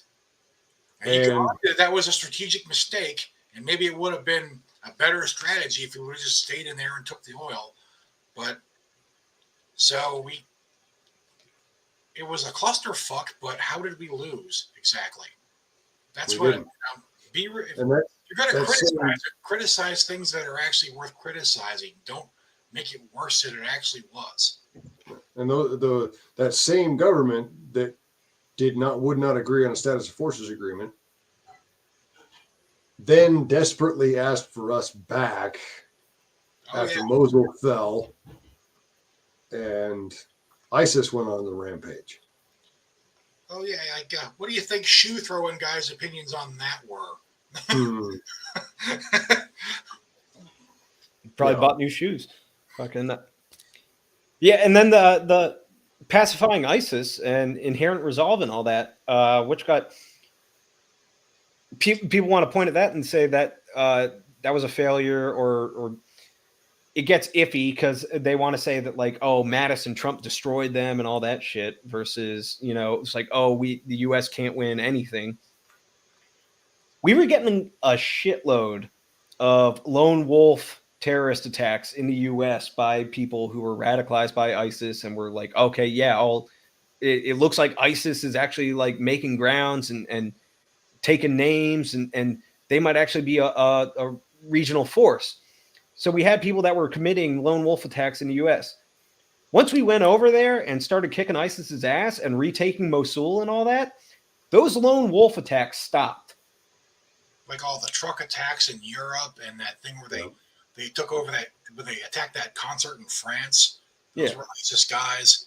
Or the Nice attacks. Yeah. And a lot of that just stopped. Yeah, So, because these lone wolf faggots, they were seeing ISIS as like, oh, it was a power, and they drove out the U.S. and all that shit. Then we went over and kicked their ass, and all these people that would be radicalized were like, oh, these guys aren't the winning side. I'm not going to die for them. So, yeah. People want, and this kind of gets into some of the stuff that we've talked about offline before, that people want a quick fix to things. Yep. It's why you see so much of this really retarded political discourse on both sides of the spectrum. People want a quick fix, they want it done, and then they want to just go back and go about their lives. Well, war's not quick. And anybody who tells you it is selling something. Well, let's go back to the World War II analogy. The wars ended when we drove them down and the government surrendered or fell, however you want to categorize it. That shit happened pretty quick in GWOT. The peacekeeping shit that took 20 years, we're still in Japan and we're still in Germany. Okay, yeah. That shit took a while, and there was violence after the war in Japan. Okay, there were insurgent groups that tried to cause problems, and it took blood and heartache to pacify those. Okay, so the difference is is a bit bloodier in Iraq and Afghanistan because the cultures are so fucking different. There's like this religious fervor that goes on beyond that, which there was in Japan too, but like we made it illegal for the emperor to claim that he was a living god, and actually a shitload of Japanese people like lost their minds and committed suicide once that came out. So yeah, that problem sort of solved itself. Yeah, the Second World War was its own thing. I really hate it when people try to compare anything else to World War II, even like the Ukraine-Russia thing, because it is, for the love of God, find another analogy. It is not just like World War II. Tell you what, before you start making historical comparisons, how about you read some actual freaking history? Yeah. That too. But the other thing is this assumption that, oh, we gotta deal with this crisis and we can go back to normal. Well, when it comes to violence and warfare, peace is an anomaly. Nope. But a thought occurs to me now, guys, that I didn't plan on saying this before coming in. Not that we ever really script out these things or have a coherent plan anyway, but overall, would you say the GWOT was a failure or a success? And I'm going to turn around. I'm going to be the first one to declare I think it was a success. Despite. Which is so weird because you've usually been the cynical. I know. But like I said, here's the thing is I was turning against interventionism well before it got cool, right? I was talking about this shit with friends of mine in like 2010 and 11, right? Well before anybody heard about these dudes on Twitter, right? But looking back, though, what is the current threat level, you'd say, in the world of Islamic extremism right now? How much of a problem is it? Is it more or less than it was 20 years ago? I mean, it's more of a regional problem now. Yeah. Because before, like, people forget, like, in the 90s, it wasn't just the World Trade Centers. Like, they were attacking fucking everybody back then. And before that, in the 80s and 70s, it was still a fucking problem. Which about we had like an assassination attempt on Gaddafi like every month, you know. And the reason why things seem to change was the model for terrorism through the 70s, 80s, and 90s was different. Yeah, just ask Clancy. Because it really, if you think about it real hard, it wasn't that different. But a hijacking was to hold hostages and get something. Yeah. All of a sudden, a hijacking was the same as rolling a box truck full of explosives on a Khobar Towers or the Beirut barracks. So a lot of this, it woke people up, but I don't think it necessarily changed that much. The methods changed, and which a lot of the funding has changed. Now it's a bunch of disparate, you know, like Hawaladar. It's like religious groups trying to, or extremist and religious groups trying to muscle their way into governments. Whereas in the 70s, 80s, pre-Soviet collapse, it was the communists were funding people to just destabilize their enemy. It wasn't to like weasel your way in there. It was just to remove playing pieces off the board. And I think after the Gulf War, a lot of it changed. That they were really mad that the U.S. still had a presence in the Middle East, especially in Saudi Arabia. That's what the Khobar Towers was about. That's what the USS Colwine was about. Because, you know, the infidels were in the Holy Land, right? And no coincidence that bin Laden himself was Saudi. Yeah. But that's the thing, man. It's not like we muscled our way into Saudi Arabia. No. Yeah. But that's how they portrayed it to their. I mean, Right. These guys. The irony of that, though, is how much funding and support the terrorist groups had from people in the fucking Saudi government. Yeah. Oh, still do probably. Well, the Saudi government is anything but unified. Like, but the other thing you have to consider is like Coop said, it's more of a regional problem right now because they've got battlegrounds that they're focused on that are not here or in Europe. You've got Syria for one thing. That's still going on, believe it or not, folks. You don't hear about it because everybody's looking at Ukraine now, but so is Yemen, despite what they're saying. Syria and Yemen are still happening. And that's where most of the manpower and the resources are going. People only cared about Syria in 2019 because it was a political cudgel, because Trump was going to pull the troops out, and apparently well, how many? Somehow us helping the Kurds in Syria fight off the Islamic State, which was an existential threat to them, morphed into them fighting on our behalf and us owing them eternal protection. Well, it was another, in a 2-year fucking period. It was we need to get the fuck out of Syria. We have no business there. Then when he finally fucking does it, it's we're leaving our Syrian allies to die. Yep. It was just a political cudgel. That's all. And as soon as it was over, it just completely got forgotten about because then impeachment happened. Yeah. And nobody said another fucking word about the Syrian Kurds they cared so much about. No, I was saying back in 2011 that we shouldn't have gotten directly involved in Syria at all because, let's face it, it was a matter of Islamists versus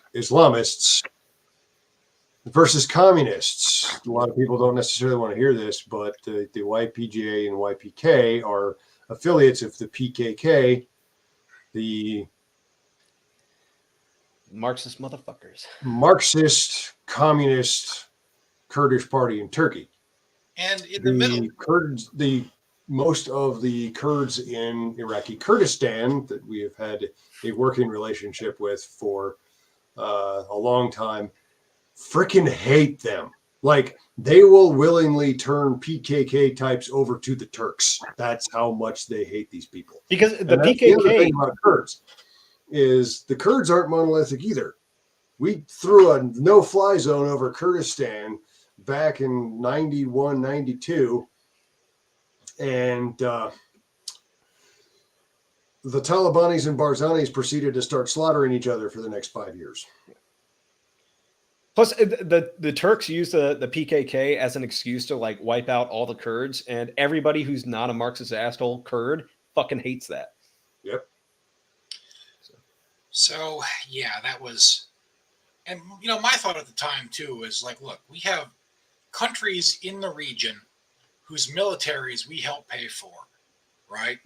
Turkey, Saudi Arabia, Egypt, Jordan. These have large, in some cases, modern militaries that we've helped equip and train. We helped the Egyptians build a factory to build Abrams tanks, right? If these Egypt, because we've changed their regime like 4 times. So my thought was, if like these guys are not willing to fight the Islamic State, which is on their doorstep and is an existential threat to the existence of their countries, then fuck them. Let them fall. Well, a bunch of them were backing the Islamic State in the first place. Yeah. So that was my original opinion on that. Was like, I think it's immoral to send Americans to die for somebody else's country if people who live there aren't willing to fight for themselves. But they stepped up in the end there for the most part. There was one time when I was all about invading Syria. And that was in 2007 when I was looking at the border with the rest of the platoon going, hey, Gunny, there's bad guys over there and we got bullets. Let's go. Well, I mean, that's how it was in Eastern Afghanistan in the Pashtunistan corridor. I'm not in the habit of complimenting the ANA, but the Afghani border patrol were some hard-ass motherfuckers. Yeah, some of them were corrupt, but the ones who weren't, like, they saw combat like you wouldn't fucking believe, because the back and forth across the Pakistan and Afghan border was some hard shit, and those guys toughed it out. So, and again, going back to my first team leader was in Najaf in 2004. He was fighting uniformed Syrian regulars in Najaf. Yeah. Well, that was when Libya was kicking off. I was still in, and I was like, put me in, coach, not because I thought that Libya was worth fighting and dying for. It was because it wasn't. It was like you were either fighting for Gaddafi, who was a piece of shit, or you were fighting for Al-Qaeda affiliates. And I was like, fuck that noise. So if any troop is going to go over there and die, I don't want it to be my boys. I want it to be fucking me instead. So, but they never sent me. Yeah. Turns out Lance Corporals don't have a lot of say in their deployment status. The Libya thing had to be one of the least well planned out adventures in the entire 20-year run of Middle East adventurism there. And it was all because fucking Germany and Britain and France were worried about their natural gas supplies. And look how that's working out for them now anyway, right? Well, that's the thing, is the eagerness that with which Hillary was cackling about Gaddafi getting killed. Nobody's saying Gaddafi was a good dude, but he was contained. And what really irritated me about that was a war. People say Iraq was an illegal war. It was not. It was voted on by Congress. I mean, okay, yeah, granted, they did not officially say 1, 2, 3, 4, I declare war. But the Constitution doesn't actually say that you have to do that to have a war. It just says Congress has the power to declare war, which Congress voted and said you can go make a war over there, right? It happened. That didn't happen with Libya. There was no authorization of force whatsoever. That Obama just said, go bomb them, and we did. And Congress, even if Congress wanted to intervene, it was over so quickly, I don't know if they could have done anything. Okay, John, the worst allies of those three, probably the Pakistanis, just because of the amount of actual like fucking us over that they do. The Turks, they don't fuck with us to the extent that the Pakistanis do, but they're not like good allies. Like they just use that label to get away with their own dumb shit. And the Saudis, the only reason we're friends with them is because we can't be friends with Iran anymore because they had this revolution and kicked us out. Before that, we were Iran was our main boy over there in the Middle East. My dad helped train Iranian Air Force guys that came over to the U.S. before the fall of the Shah. But back then, they didn't call them. They got mad if you called them Iranians. They were Persians. Persians, yep. Yes.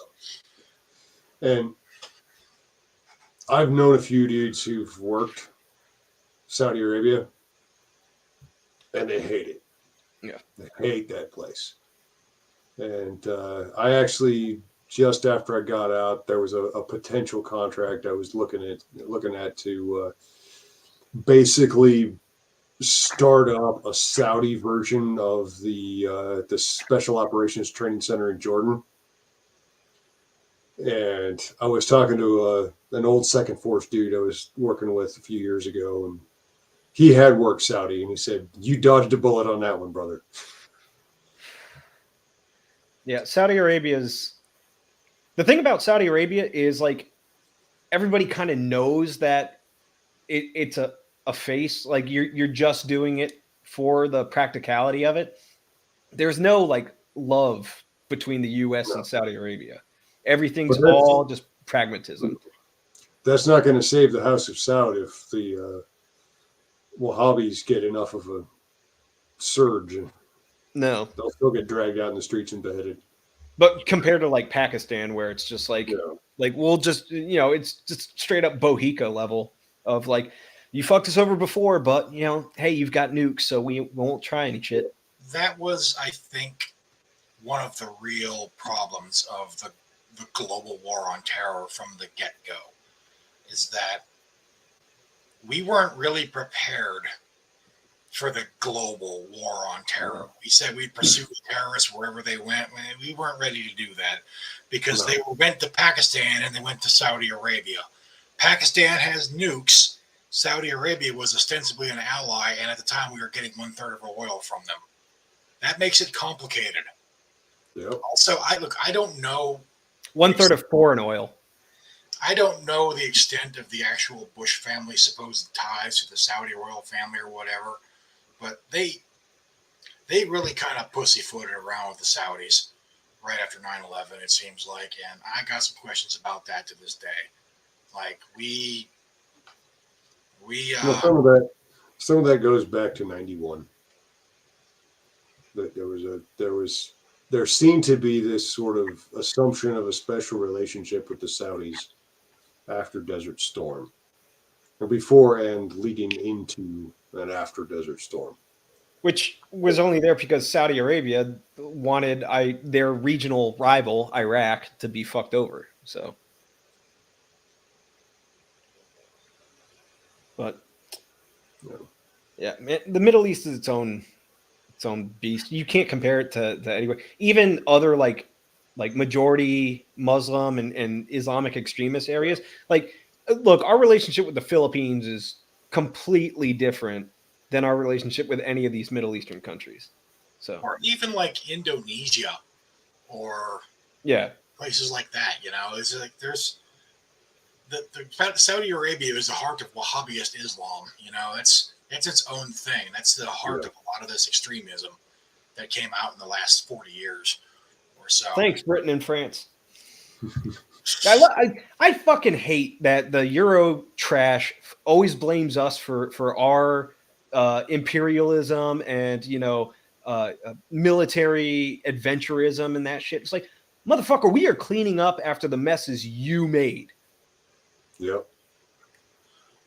And also, I'd like to thank the Italians for continuing to sell all these countries their fucking landmines. Italy is one of the largest landmine producers in the world for some reason. And they also make great shotguns. They make a lot of like really modern plastic ones, bounding frag ones. It's like, Italy, what the fuck? You make like cars and suits and shoes and shotguns and landmines? What are these things not like the others? Italy is like the Mediterranean Japan, okay? Like, they're not really good at this whole war thing, but they'll make whatever the fuck you want for it. And they'll turn it into an art form.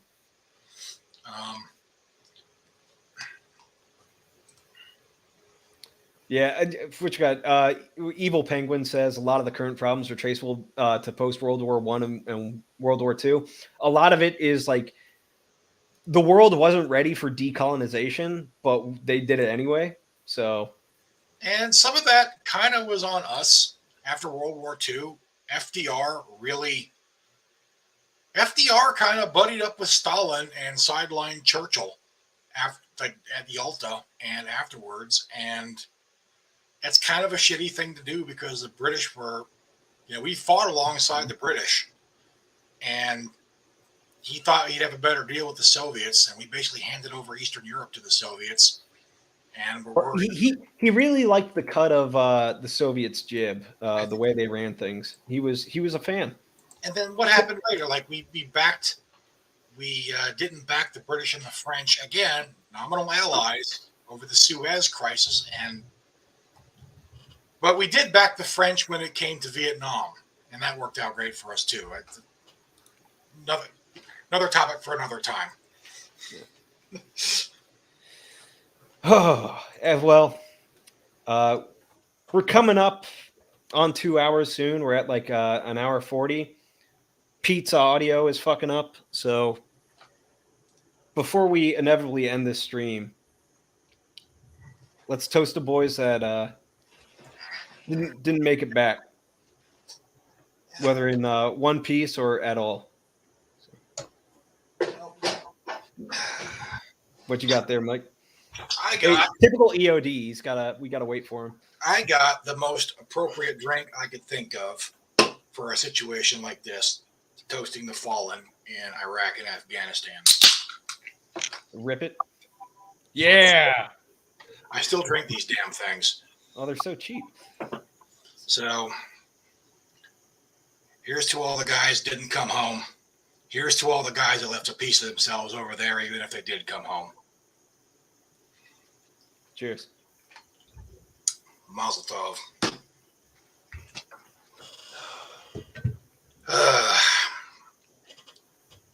Let's hope maybe somebody learned something from all this, but we can hope. I'm cynical about that too.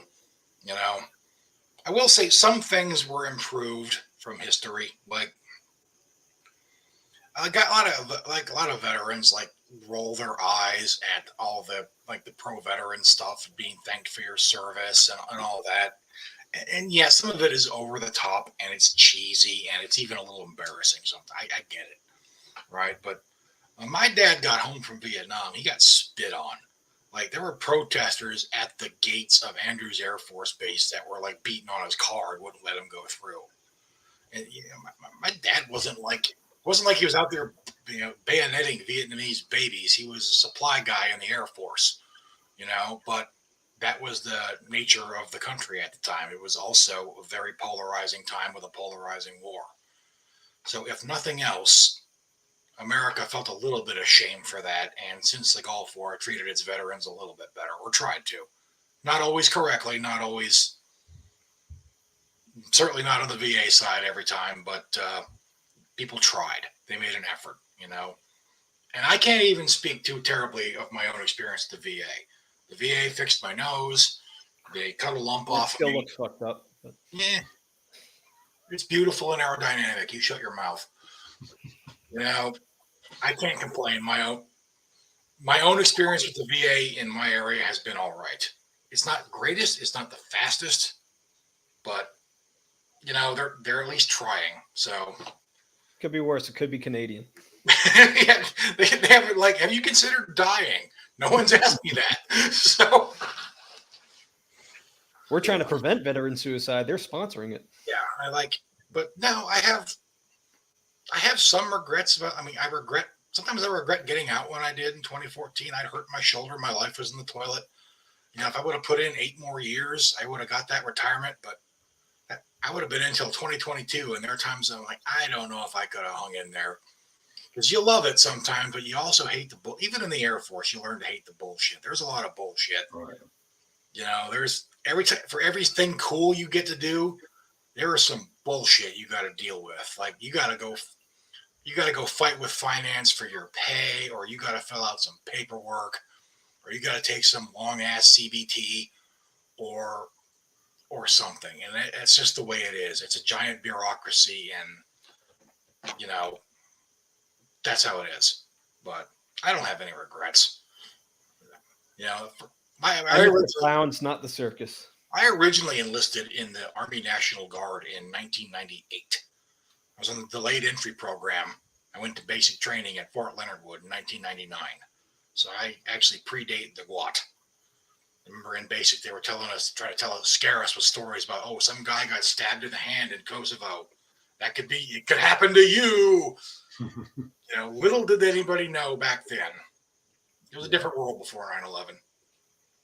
My guard unit we had M16A1s and like the mix of Colt and had some H&R Harrington Richardson manufactured ones, and we had PRC 77 radios. I swear to God, had bullet holes in them from Vietnam. We didn't have body armor except for a few of the old, like, not even like the PASGT flak jackets. We had the old Vietnam green ones. Yeah, the M67s. Yes, I've got one of those. I also have a PAC set. So basically, when my unit did get activated in 2004 or 5, my old guard unit, they got divided up and just sent off for manpower. Different guys got sent to Iraq and Afghanistan. And they ended up disbanding the unit, the 107th Engineer Company, or 107th Engineer Battalion, I think, which is a shame because that unit had our company, Alpha Company, had battle streamers on his guidon from Europe and the Pacific in World War II. Yep. They had done the same thing in that. They're in both theaters. But that's the way it goes. They built them a new armory, too. Our armory at the time was the same one it had been for like 100 years. The main feature of it was the town ice hockey rink. And we would run the concession stand during games to raise money for like the enlisted club. Using a 7-ton as a Zamboni. That's probably too modern for that. Old World War II deuce and a half. Our vehicles, we were a mechanized engineer units. Our vehicles were M113A2s. These are the old ones that still had the fuel tanks on the inside, and they drove with the laterals. Right? Yeah. I learned how to drive one of those things. And they were pieces of shit. One of them was so old it had a placard and a sign in there like, this is where the 30 cal ammo box goes. Right? But that was during the 90s. The National Guard was a joke back then. The Army didn't take it seriously until Iraq came along, and suddenly they realized they need that manpower pool really badly. Yeah. And so that changed. Now, when I went into the Air Force Reserve in 08, it was a different world. Like at my first orientation thing, there was like juice and cookies. I'm not even lying. It was great. But it's not helping the image, but you're not ashamed of it either. Steve, Marines, you know what? It was the best way I ever described it was like the Army was like your angry stepdad. You're never good enough for him unless you play football, which is going to Ranger School, right? He's always disappointed in you. He's kind of a jerk, really an alcoholic, The Air Force is like your overprotective, doting mother who's really worried that you're going to leave her and is really neurotic, and you might get hurt. Oh, you're not thinking about leaving, are you? You're not going to go back to him, are you? And they broke up back in 1947, and they don't get along so well. But they got this really toxic, codependent relationship even still. That's the Army and the Air Force. That's all right. The Marine Corps is like the estranged uncle that only gets in good with you because he wants you to be a drug mule for him. Yeah. Funny enough, when I was in Afghanistan, we deployed with an Army unit. They kept like the Army EOD company at Kandahar Airfield and sent the Air Force units out to the patrol bases in the FOBs with the Army because the Army unit didn't have enough qualified team leaders. Their sergeant major told us if we sent them out there, they're going to die. So we were out there and they were back there doing a bad job of trying to maintain the flight line. because they don't get a lot of practice in the Army EOD of working with aircraft, right? So, but at the same time, my buddy Bat was over down in Helmand with the Marines. We were supporting them too. And What year? this was 2011. When I was down in Helmand. A lot of, and actually, right before I left country, we lost an entire team in Helmand. Like their truck hit a big IED, and all three of them were killed. And yeah, and hell, I got there right before I got there down in. I was in Panjwai in Kandahar province, and the Panjwai district, and we had lost 2 guys from the previous flight there. It was called Bravo flight. There was operating location Bravo, they called it. The motto was walk, walk, walk, die, because you would always go out with like the infantry. And, Were they out there in Sangin or Marja? Neither. Oh, wait. Oh, you mean the guys in Helmand? Yeah. I'm not sure. I want to say Sangin, maybe. Okay. Yeah. But I'm not sure. But yeah, there was a guy from my base at Hill Air Force Base from the active duty side, Chris Solby. He got killed over there right before I deployed. And a guy from my team leader's shop in Spangdahlem, Germany, Hemsky, he died there too. And several army guys died too. There was like a big blast, and it was a big incident. And we were the first rotation in Sewell where nobody died. We had 3 guys got fucked up. Some poor infantryman stepped on something, and I think he died. But we had some guys get hit with frag, and one dude had to get like some skin grafted onto his face, and he was not a good-looking man to begin with. But nobody died, and I had a close call or 2 myself. So, and yet at the same time, the weird thing was like, there's always this weird thing like you feel like you didn't do enough. Somebody else had it worse than you, and for some reason you feel bad about that later.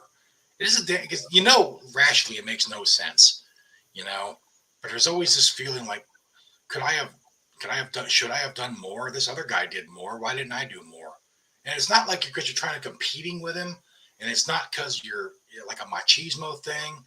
It's not even because I obviously I don't think in retrospect that the mission in Afghanistan was going to work out great, but it's just this, why didn't I do more? I think a lot of guys struggle with that when they come home. I think most of us do. It's just something, it's best if you don't let it eat you up, but you wonder, Mostly, some guys got to do cool shit that I didn't, and that kind of bugs me. But what are you going to do? Oh, I wish we were able to pick our assignments. No, I think what really hit me was when I looked at my memorial bracelet and realized that like I was older than every guy that we lost. And we lost like, our platoon sergeant and one of our squad leaders who was like older for a Marine. But he was like 28. So when I hit 28 and realized I was like the same age as him and I was still alive, I was like, I don't know how to square that. Because it's like looking at a father figure or something. It's just like, well, you outlived him now. So there was, I think it was November of 2011. I seem to recall it being around Thanksgiving. We were on this multi-day flyaway mission to some village, and we stopped doing the night raids because the locals didn't like them or something. So we'd land at night and then walk into town the next morning. And weird, there were no military age males in town. Nobody had ever heard of the Taliban. We never found anything, right? But there was a young Army private. His nickname was Ocho, and I don't remember what his name was. I didn't hang out with the young enlisted Army guys, obviously, but because I was an NCO, not because they were dirty Army guys, but they did smell, yes. But it was his 19th birthday out there.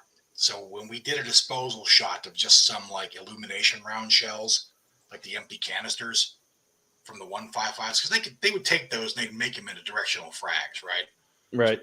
We just blew them up just so they couldn't have them, and just because we have something to write a report about. And we let him pull the igniter on there and blow it up. And he was really excited. He was like, yeah! And that was his birthday present. I saw young Americans out there in a country they didn't understand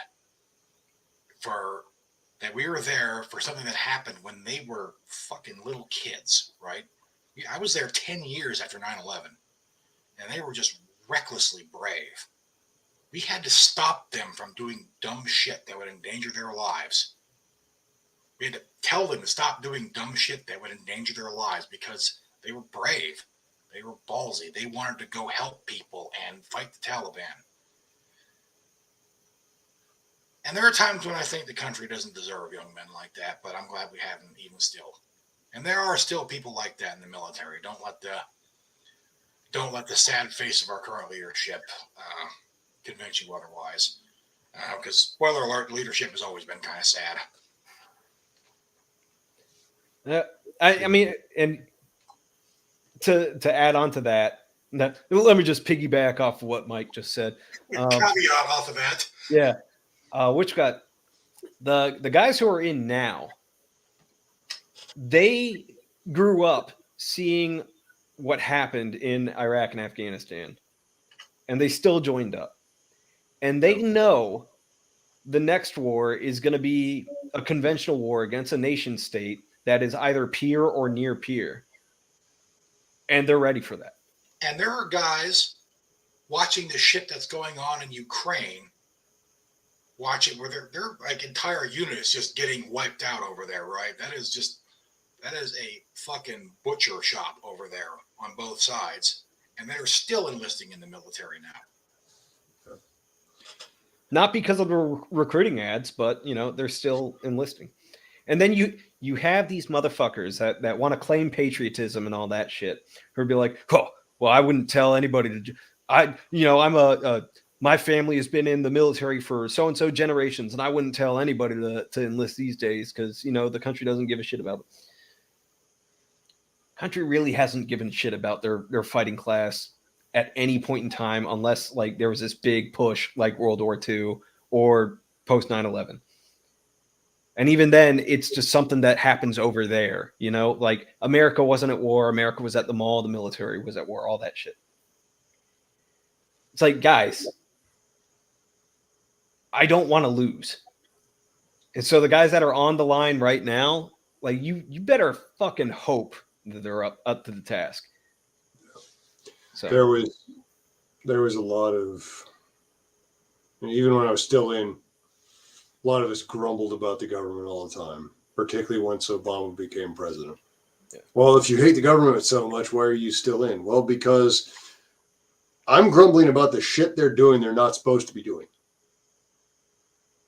Military, defense, that's something they're supposed to be doing. Also, we didn't swear an oath to be loyal to swear an oath to the president specifically. We swore an oath to the Constitution. We were loyal to the country. That's bigger than the whatever asshole's in charge of it at a given time. Yeah. That's more important. That supersedes whichever faction of retards is running the show right now. That changes, and the specifics and the intensity of retardation goes up and down over time. Yeah. But it's what we do. I came up with NCOs who had been in during the Clinton years. They had some stories about just how bad it was. I saw it going the same way when I got out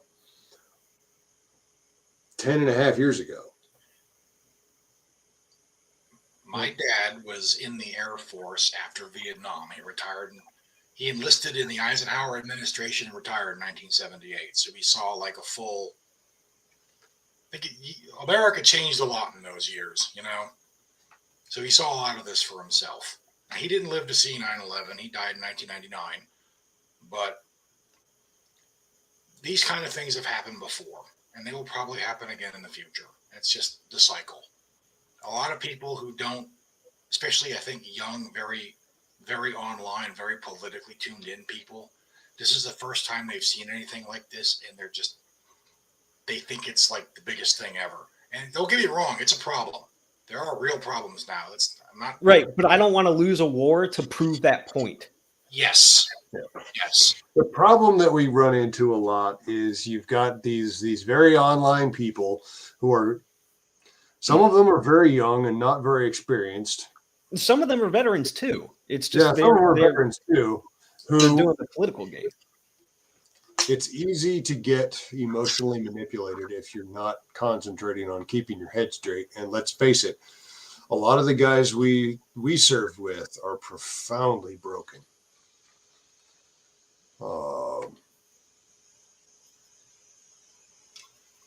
And some I've known who've managed to pull themselves back out. Some haven't. But the fact of the matter is that it's very easy to get wrapped up in these oversimplifications and the longer that time in the past gets away, the harder it is to keep perspective. Yeah. You forget what you were thinking yourself back then too, and how you felt it. It's surprisingly easy to read something about a time that you were there for, and you're like, yeah, that was like. Then you think to yourself, wait a minute, I was fucking there when this happened. That's not how it was. But that's just the nature of memory, you know. Yep. And a lot of the guys that we fought alongside with, and the guys that we look up to, whether broken or not, Pete, they weren't in the mill before 9/11. They joined afterwards with a lot of other people that, like before 01 would have been like, nah, fuck the government, man. I'm punk rock and all that shit. Then something happens, and lo and behold, you get an entirely new demographic of people enlisting. So. Yeah. And shit changes fast. Yeah, like people think that they have a good idea of where culture is heading, and where, just because they've been following trends for a while. Like, you guys have no idea. Like, and granted, you can't predict a black swan event like 9/11 or whatever, but people who are too young to remember don't appreciate how much that changed American culture. And how it changed so much in a lot of subtle ways that are still with us, Yeah. So we don't know what the future is going to hold. We don't know what the next turn is going to be. Don't talk yourself down into like an abyss of pessimism. It's not that bad. Demoralization is a tactic. Oh yeah, and that reminds me of what I was getting at. Is there's this part of this oversimplification is also that because A then B, because this is bad, then that is good, or that is all bad and has to be shunned. Oh yeah. Which about like a direct action in Ukraine would be bad. Therefore, any military intervention that America has ever done is bad. Yeah. Fuck that noise. Like, or when you also see like this moral equivocating to the point where it's like, America has done bad things, ergo we don't have the moral standing to condemn anything anywhere. And you see that a lot on Twitter. Like, a couple guys went rogue and did some shit in Iraq, were subsequently court-martialed for it and punished. Therefore, it's entirely the same as flattening a city and some of the nastier stories that have come out of Ukraine, some of the shit that, the Ukrainians and the Russians are doing to each other. But didn't you know that Ukraine is like it's a WMD biological lab thing And so that's why Russia has to invade, even though it was bad when the U.S. invaded Iraq because of the threat of WMDs. No, never try and get into a game of gotcha with a retard. Yeah. Fuck, what was I going to say? Or you see the thing like, well, yeah, the Chinese government is doing all these terrible things that is manipulating, controlling these people and do this, but your government was trying to ban people on Twitter, and MK Ultra happened, so it's the same thing. So yeah, no, it isn't. I've had people on Twitter who are on Twitter criticizing their government with zero fear of reprisal or being put in jail, telling me that they have no more freedom than they would if they were in China. Like, motherfucker, if you were in China, you wouldn't even be on Twitter. Yeah. My favorite part is if you're able to tweet the U.S. is the most corrupt government in the world, they're not the most corrupt government in the world. Because if you were posting that about an actual, like, I'm not saying the U.S. isn't corrupt. I'm just saying if you were posting about the most corrupt government in the world, you wouldn't have been able to say that. There are degrees. Yeah. But that's like I've been saying since Syria kicked off, life isn't Star Wars. Life isn't a comic book. It's not easily divided up into these are the good guys and these are the bad guys. It's also not like this George R.R. Martin, everything is gray, where the means justify the ends and that shit. And you also cannot it could also be like a personal failing in life if you let your own self-doubt and your own guilt about mistakes you've made in your own life make it so you are unwilling to call anybody else out on any obviously bad or destructive behavior. Well, that applies to countries too, right? Like I've made mistakes, so my friend over here is shooting up with heroin. I ain't gonna say anything. Well, you're not being cool. You're a bad friend. That is a distinctly juvenile way of thinking. Yeah. Which, people need to grow the hell up. And besides, when you think about, you gotta understand what a country and what a government is too. You say well, we did this. I didn't do shit, right? You're getting mad. You're feeling guilty about something that somebody else did before you were born. Let's calm the fuck down here. Yeah. This country, we bombed, you're opposed to the Iraq war. Well, did you implement the Iraq war? No. Okay. Which is, I'm convinced a lot of this is a fucking destabilization op from a rival foreign nation. It makes you wonder. Okay? But even if it's foreign nation, or domestic revolutionaries, right? But even if it's not, at a certain point, the amount of this guilt tripping and this self-flagellation and that shit to the point of impotence when it really matters, it's a fucking humiliation fetish. These people get way too into taking the blame for shit. And here's the thing they should remember, right? Because a lot of these people are, at least they claim to be big fans of Donald Trump, right? Did Donald Trump ever apologize for anything? No. Should America apologize for anything on the internet to other countries? No. Fuck them. When you look at history and you look at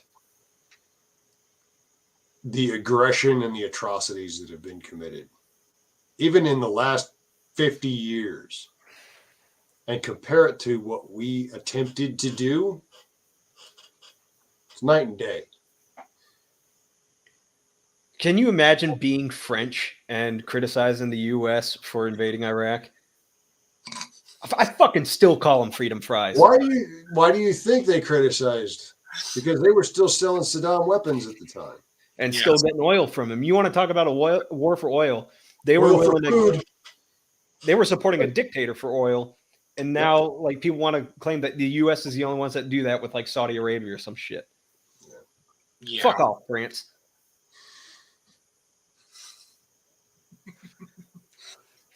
Well, folks, on that note, we're about 2 hours and 10 minutes in. We've ranted. We've hopefully set the record straight for a handful of people anyway.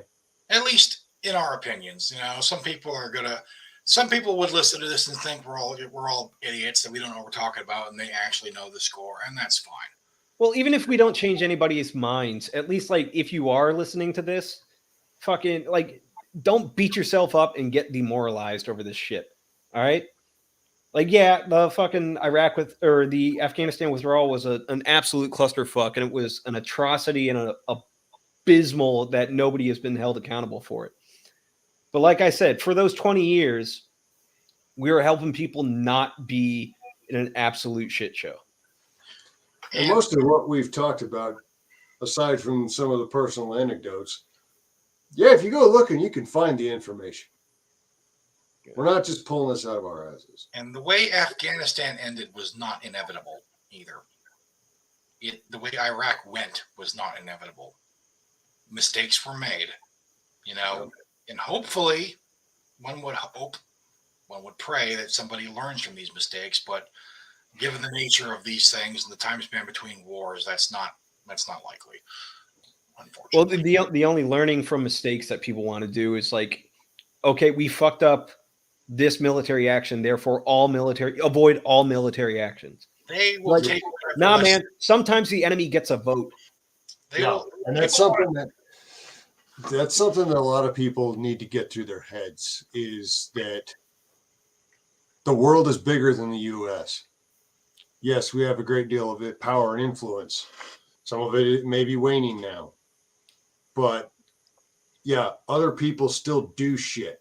They still make their own decisions. The idea that somehow we were so powerful that we could manipulate everybody in the world into giving us an excuse to go stomp on people is giving the politicians way too much credit, for one thing. This level of planning is attributed to the same people who are currently running like the Federal Reserve and everything. Like, facts not in evidence, guys. It's can't wait to invade Silicon Valley Bank. Spirit Halloween's gotten there first. Those bastards. Well, everyone, thanks for joining us. It was things like this are good to talk about once in a while, because it's something we've talked about amongst ourselves quite a bit, and there's just been a lot of chatter about it lately. So we thought we would just go have our 2 cents for 2 hours. Yeah, get some things off our chests. Maybe, again, like I said, maybe to some folks, maybe set the record a little straight, or give them the impetus to look into setting the record straight. Yeah. So we will see you all next month. See ya. Thanks for stopping by. Don't get gaslit.